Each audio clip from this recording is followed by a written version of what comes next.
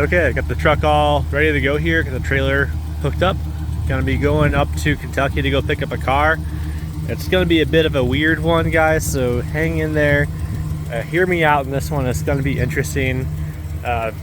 Nostalgia's hitting pretty hard with me in this one, and it's not your typical hot rod. It's not that interesting of a car at all, but it should make a good road trip vehicle, a good power tour car. No one else is going to understand why I want this thing, and that doesn't really matter. So let's go ahead and get this started.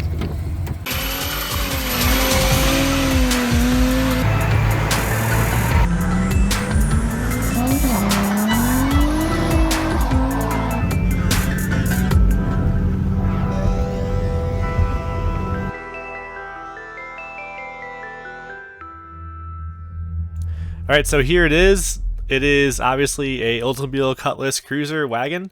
It's based off of the Cutlass Sierra, so it's not the bigger car you're probably thinking of when you think of a Cutlass. This is a smaller car, and this one was a little bit rougher than I thought it would be. I didn't realize it was stuck in the weeds for so long, so this car had been sitting here for probably about 2 years, and it took some work to get this thing out of this little rut it was in.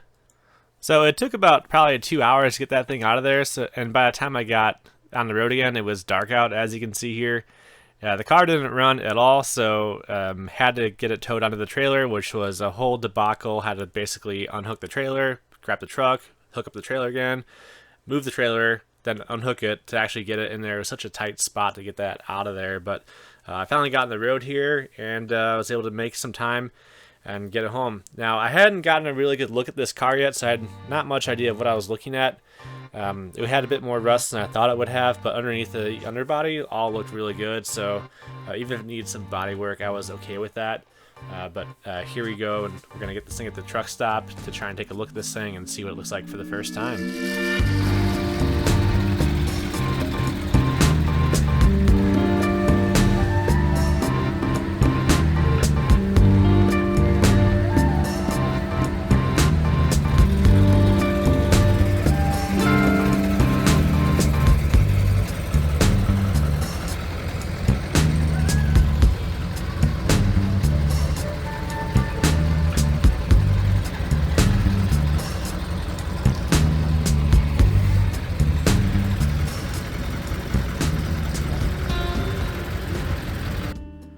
Alright, so you're probably thinking, why are you playing with this weird commuter car, dude? Well, so here's my pitch in this thing, and this is why I like this thing so much. So when I was a kid, my family had one of these, and it was given to one of my brothers instead of me, and I kind of wanted it. It was a Cutlass sedan, so it was a Cutlass Sierra sedan.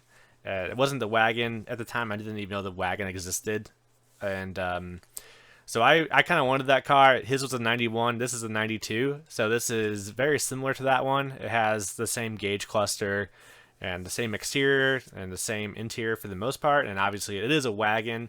And what's really cool about these things, if you ask me, is that they weigh like 3,000 pounds, which in the sports car world, kind of heavy. But compared to a lot of the cars I'm used to, like the Regal GS, the Grand Prix I have, those things all weigh close to 4,000 pounds. This thing is 3,000 as it is. So this one should be pretty quick with not a lot of power, at least from my experience, from what I'm used to. And so it has all that nostalgia of that wagon. It has the pull down rear seats in the back, so you have plenty of storage space. So it's going to be an awesome car for power tour. Be able to fit so much stuff in here. Not quite big enough for like a 4x8, but I got the truck for that anyway, so that's not a big deal. And it has the old gauge cluster that I'm used to, so that brings back that nostalgia, so I'll keep that in there. This one has 275,000 miles on it, so it's been driven. Surprisingly not that rusty for a car that is from North Dakota, apparently. Even though I bought it in Kentucky, it's from North Dakota. And it has like the old light switch that I really like. It has the old 1.5 DIN radio inside of it too, so it has like all that nostalgia of the older cars, and it has so much potential of those two as well. So really interested to see what I can do with this thing. You guys will have to stick around to see what kind of engine I put in this. So yeah, so here's kind of the rest of the walk around of this thing. The dude who had it before me stored a bunch of crap in here. It was like some sort of oily product. I'm not sure what it was. So it's got like some oil all over parts of it. So it's a little bit rough here for that. And you can see the seats are pretty dirty, so it's gonna need some pretty serious clean. I'm pretty sure that there's probably like a rat's nest in here somewhere, or a mouse nest. Not too much rust in the bumper. I mean, trim was all here. It has this filler panel here still too, which looks good. A lot of ones I was seeing for sale don't have that. And basic wheels and everything. And this thing could really use a nice wheel and tire package. It's got 14s on it from the factory, small wheels and tires. You know, these things are pretty light. And of course you have your glass that can open, which is really cool. The struts are all, well, one's non-existent. And this one is just showing up to the party. It's not actually doing anything. So that's great. And then we got the gate here too. Let's see if I can do this one-handed.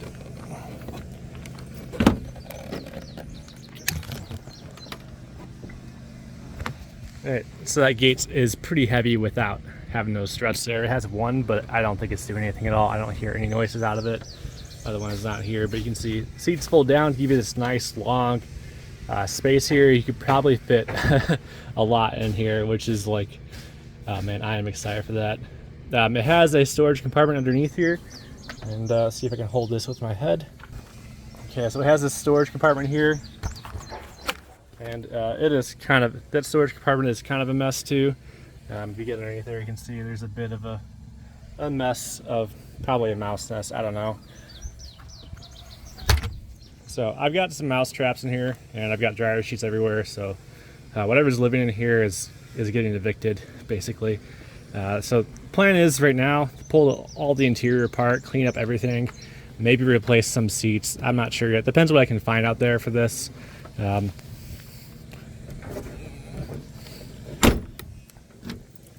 goal for this isn't going to be like race car type thing, you know. It's not going to have like bucket seats or something like that, unless I can find some cool ones. It's going to keep the bench. It's going to keep that nostalgic 90s look in the inside. And then for the front here, you can see it's been some sort of a hit here. I'm not sure what happened with that, but got to replace that turn signal. And I love the front end of these A bodies, at least for this one in particular. This is the best of all the A bodies, if you ask me. I can't stand the look of the Centuries. I can't stand the look of the 6000s, and so this to me is the best looking one out there. It looks pretty cool, and you know, they call this a Cutlass Cruiser, not just a Cutlass Sierra, but it's really a Cutlass Sierra wagon, right? So Cutlass Cruiser S is a Cutlass Sierra wagon. All right, so let's go ahead and pop the hood here. Yeah. Oh yeah, fancy disc brakes, dude. Yeah, that's cool. It's only got them in the front. Cruiser drums. So it's got them, just two of them. So yay, you can say plural. All right, go ahead and open this up here. Now this car is, you know, these things were kind of base model back in the day. So it has a hood rod. So I'm gonna go ahead and put that up here.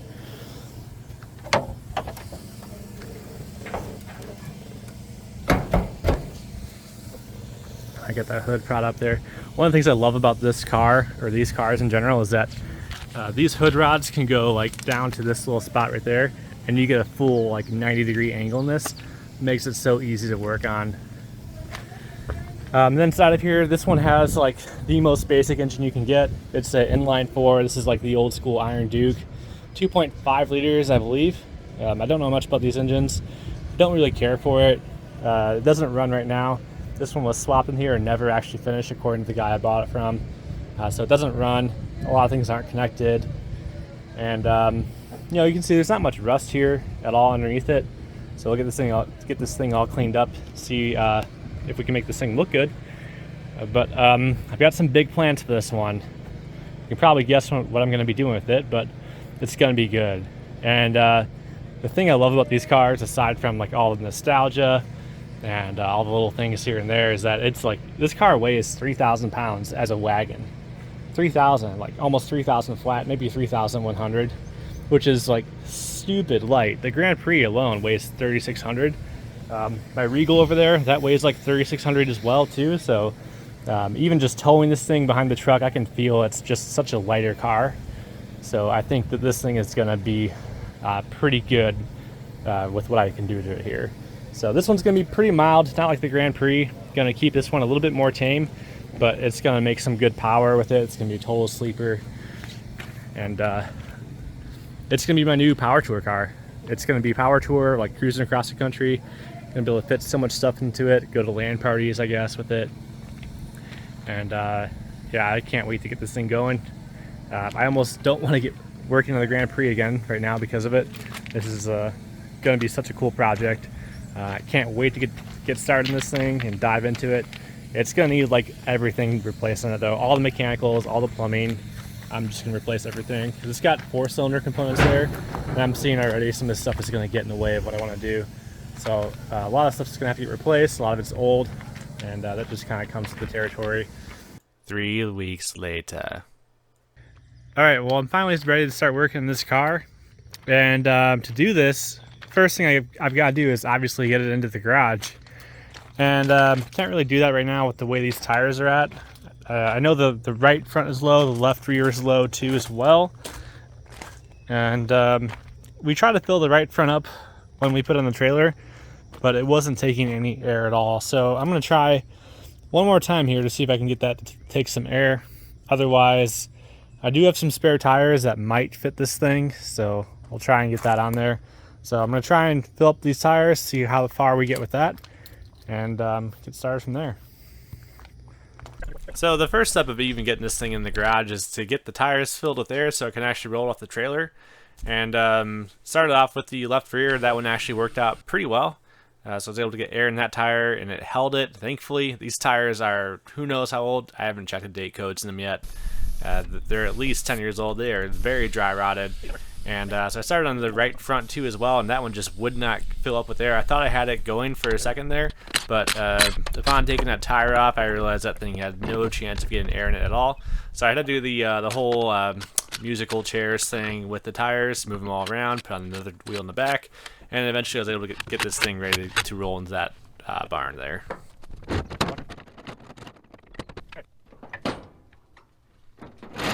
So I anticipated this thing fighting me every inch of the way.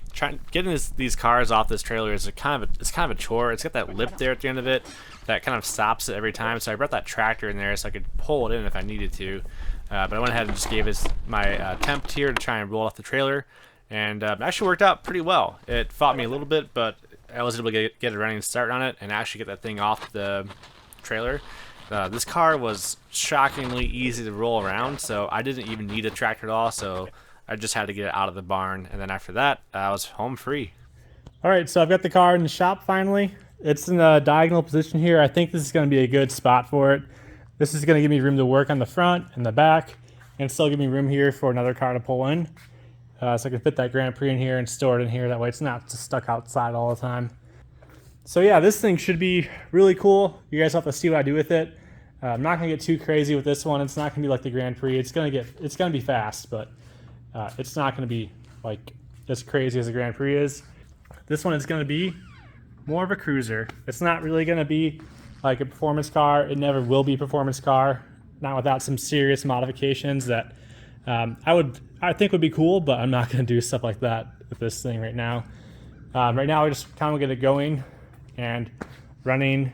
The goal is not perfection for this thing. It's just going to be a nostalgic little cruiser for me, and this is going to be my next Power Tour car.